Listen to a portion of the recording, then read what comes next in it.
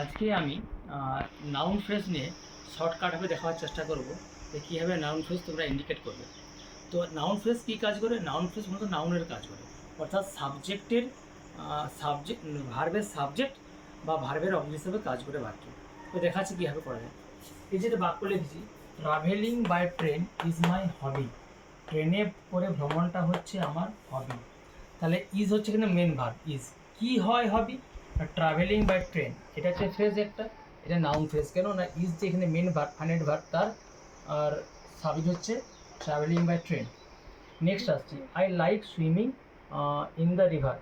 আমি নদীতে সাঁতার কাটতে ভালোবাসি। তো এখানে আই লাইকটা হচ্ছে মেন ক্লজ, আর সুইমিং ইন দ্য রিভার এটা হচ্ছে phrase.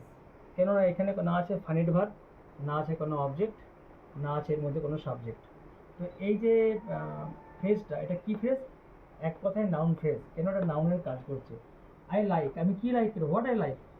Swimming in the river, এটাই অ্যান্সার আসছে। অর্থাৎ ভার্বকে কী দিয়ে প্রশ্ন করলে তার এগেনস্টে যে আনসারটা আসছে, সেই যে ফ্রেজটা, সেই ফ্রেজটা হচ্ছে নাউন ফ্রেজ। এখানে সুইমিং ইন দ্য রিভার, এটা লাইক এই ভার্বের ভার্বটার অবজেক্ট হিসেবে কাজ করছে।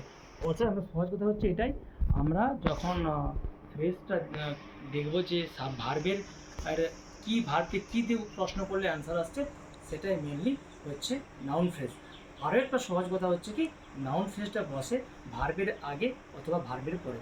যখন ভার্বের আগে বসে সেটা ভার্বের হয়ে যায় সাবজেক্ট, আর ভার্বের পরে বসলে হয়ে যায় ভার্বের অবজেক্ট।